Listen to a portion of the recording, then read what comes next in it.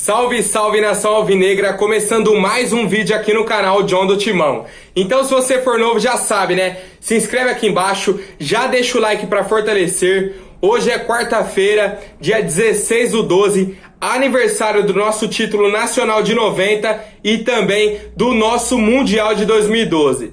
Fora isso, tem bastante novidade aí sobre o nosso Corinthians. Tem coletiva do Bruno Mendes, o Corinthians foi muito mal aí nas redes sociais. Também uma declaração aí do craque Neto sobre o Daniel Alves, uma coletiva do Tite e novidades sobre o mercado da bola. Então, pode rodar a vinheta, editor. Salve o Corinthians! Como a gente sabe, a zaga do Corinthians ainda não está definida. O Gil é o zagueiro titular que a gente já tem, vem numa sequência muito boa, é um cara que a gente confia bastante.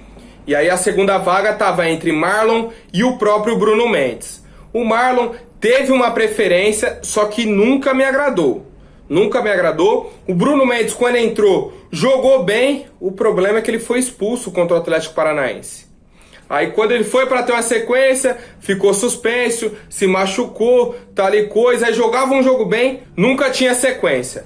Agora ele embalou, venceu aí o clássico contra o São Paulo, jogando muito bem, foi melhor até do que o Gil na parte defensiva como um todo, desarmou bastante, deu os passes, foi um cara que me passou tranquilidade. Assistindo o jogo ele não me assustou em nenhum momento, foi um cara muito seguro dentro da partida. O problema é que a gente tem o Gemerson, que foi contratado para ser o zagueiro titular. Então, não sei se é azar do Bruno Mendes, o que acontece com ele, que não dá, simplesmente quando é pra ele engrenar, chega outra pessoa, ele se machuca ou é suspenso, mas eu tenho uma boa esperança do Bruno Mendes futuramente no Corinthians, porque é um jogador jovem, tá se identificando com o clube e a gente vê que tem um potencial enorme. Aí na coletiva de ontem ele falou o seguinte: agora sim estou contente, o que mais quero é jogar, ter a confiança. Por sorte, venho fazendo jogos, jogando e pra mim me deixa muito feliz. Como falei, não sei se tenho condições de ser titular, mas trabalho todos os dias pra isso. Estava num time pequeno no Uruguai e agora estou num time gigante. Ainda estou aprendendo. Hoje tenho mais experiência, disputo mais a bola, tenho mais liberdade para sair jogando e estou mais confiante do que antes. E aí fica a grande dúvida, tanto para os torcedores e principalmente pro Wagner Mancini. Se no jogo da semana que vem contra o Goiás, ele vai promover a estreia do Gemerson ou não? Vai manter o Bruno Mendes como titular? E aí vai depender do quê? Do dia a dia, os treinamentos. Se o Gemerson pega essa semana agora e come a bola nos treinos, aí não tem como. Não tem como. Agora se não, o Gemerson ainda tá naquela transição e o Bruno Mendes manter um ritmo muito bom nos treinos, acabou, é o Bruno Mendes de titular, jogou o clássico, foi muito bem, mantém. E aí rapaziada, qual que é a opinião de vocês aí sobre essa segunda vaga na zaga titular aí do Corinthians? Gemerson ou o Bruno Mendes? Comente aí a opinião de vocês. Agora falando sobre as redes sociais, o perfil oficial do Corinthians no Twitter fez uma piada homofóbica com a torcida do São Paulo, fez um post aí, principalmente falando sobre a Neoquímica Arena. Aí um torcedor comentou, freguês em Itaquera e também colocou as reticências. O perfil do Corinthians foi e respondeu com a foto de um panetone, fazendo referência ao estádio do Morumbi, como se os torcedores do São Paulo fossem frutinhas. O grande problema disso tudo, principalmente, é a homofobia e o perfil do Corinthians sempre ter sido engajado nesse tipo de campanha contra a homofobia. Tem diversos posts do Corinthians no ano passado, no ano retrasado, o próprio perfil oficial de São Paulo compartilhou uma publicação aí do Corinthians em que o perfil fala: clubes da Série A se unem pelo combate à homofobia, não somente em campo, mas também no dia a dia. São inaceitáveis práticas ainda existentes em nossos estádios. Temos que dar um basta. Aí o São Paulo foi, retuitou essa publicação e colocou: não era no dia a dia? Entendeu? Que o Corinthians acabou sendo hipócrita nesse tipo de publicação.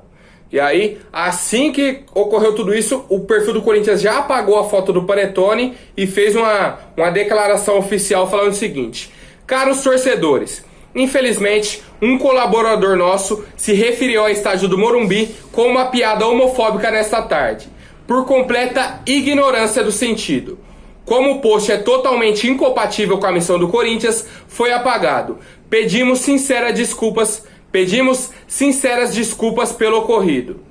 Então ficou essa situação aí muito desagradável para a equipe do Corinthians, porque fez uma publicação aí na rede social oficial e acabou tendo que fazer o pedido de desculpas. De qualquer forma, é lamentável o que aconteceu e reitero aí esse pedido de desculpas da equipe do Corinthians. E aí, rapaziada, o que vocês acharam de todo esse ocorrido nas redes sociais do nosso clube?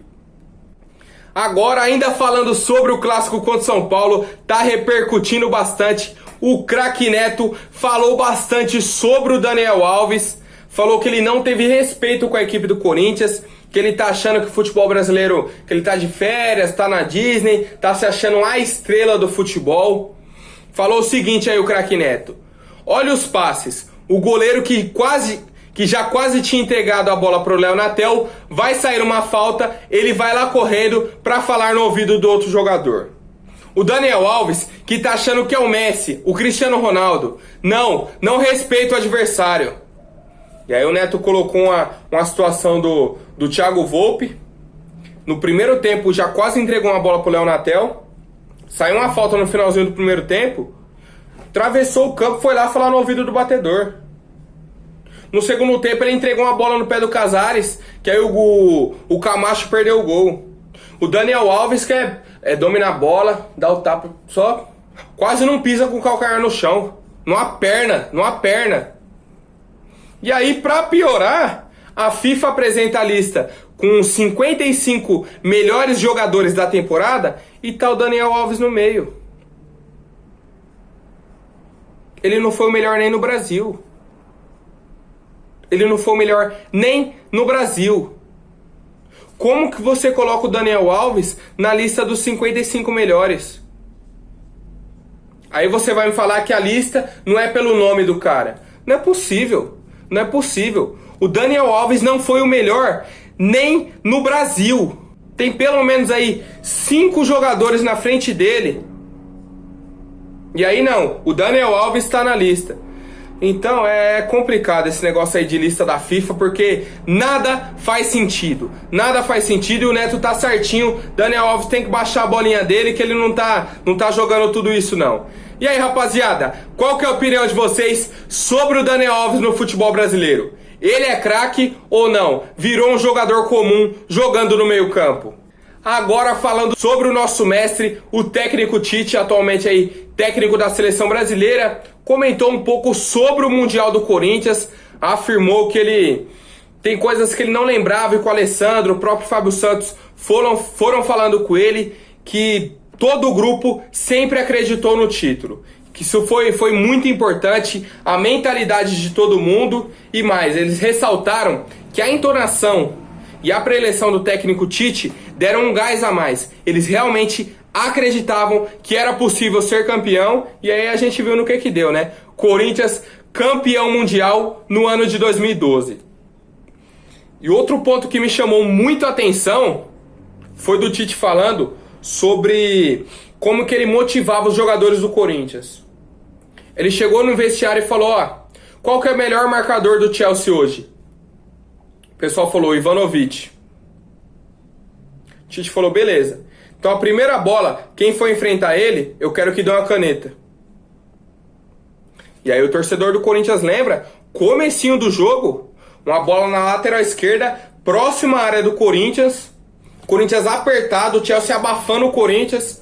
O Fábio Santos acho que dá a bola no Danilo. Danilo finge que vai dar chutão pra frente, naquele estilo do Guilherme Arana, que vai dar a bola ali rente à lateral, dá no fundo lá pro atacante. O cara que vem pra marcar, vem só pra esticar a perna pra tentar cortar, e aí ele dá o cortinho pro meio, no meio das pernas. O Guilherme Arana fez muito isso pelo Corinthians e o Fagner também tá fazendo. O Danilo já fez isso em 2012.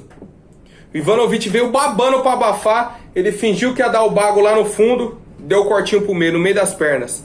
E aí o Tite comentou: no outro dia estávamos viajando, o Danilo tá lá do outro lado e eu digo: Danilo, eu falei que era pra dar uma caneta, mas não perto da nossa área. Aí ele olhou, deu uma risadinha e falou: ah, ele abriu a perna e eu dei a caneta ali mesmo, azar. Então você sente o clima que estava no vestiário do Corinthians e também entre os jogadores ali, a confiança que eles tinham no Tite e a confiança que o Tite tinha nos jogadores. Qual que é o melhor marcador? Fulano. Dá uma caneta nele, acabou. Tira esse estresse, tranquiliza o jogo. É 11 contra 11. E o Tite, a gente sabe que tem esse tato, tem esse lado mais humano com os jogadores. E aí foi sensacional. O técnico que ganhou na era assim do Corinthians os melhores títulos. Ele tem tudo. Ele tem tudo. Ele ganhou Paulista, Brasileirão, Libertadores, Recopa e Mundial. Então você vai falar o quê? 2 brasileiros. Então você vai falar o quê do Tite? Não tem o que falar, família. E agora, rapidinho, antes da última notícia, vou pedir para quem não for inscrito, se inscreva aí embaixo, já deixa o like para fortalecer. E se quiser trocar uma resenha no Instagram, minhas redes sociais estão aqui no link da descrição. Twitter e Instagram, família, só dar um salve lá. Bom, como a gente sabe, o Corinthians declarou oficialmente o interesse no Vina. Aí o meio atacante aí da equipe do Ceará. É um cara que vem jogando muito na temporada 2020. Pegar os números dele aqui, ó. 18 gols e 15 assistências. Só traduzir isso aí, 33 participações em gols. Seja fazendo gol ou dando assistência. É o jogador que mais participou em gols de todos os clubes da Série A. E aí, eu vou falar o preço dele pra vocês, família. 1 milhão de euros, que vai dar em torno aí de quase 7 milhões de reais. Agora olha o vídeo de ontem. Quanto que a gente gastou no Luigi, do CRB? 7 milhões de reais. E ele nunca jogou pelo Corinthians. Agora, se a diretoria pega esse dinheiro e investe no Vina, um cara que tá fazendo gol e tá dando assistência, que vai chegar, vai vestir a camisa e vai jogar, pô, o Corinthians já tava em outro patamar, já tinha dado um salto, que é um cara no ataque que a gente precisa. Que é um cara que dá velocidade, que dá intensidade pro ataque, dá volume, bate no gol, dá assistência. Então é isso que eu falo de má gestão no Corinthians. Questão de o mesmo valor, você contrata um Luigi do CRB, que nunca jogou pelo time, e que você poderia contratar o Vina, que é quem vai chegar, vai vestir a camisa, vai jogar e vai resolver. Então, rapaziada, vamos esperar aí mais algumas novidades. O Vina está na mira do Corinthians, o Corinthians já sabe o valor que tem que pagar, agora depende da diretoria fazer esse investimento ou não. Por mim, faz o investimento, traz o Vina para 2021, que vai ser titular na nossa equipe. E aí, rapaziada, qual que é a opinião de vocês aí sobre o Vinícius do Ceará? É uma boa pro Corinthians ou não? Por hoje é isso, família. Amanhã eu volto com mais notícias sobre o nosso Coringão. Até mais, um forte abraço e vai Corinthians!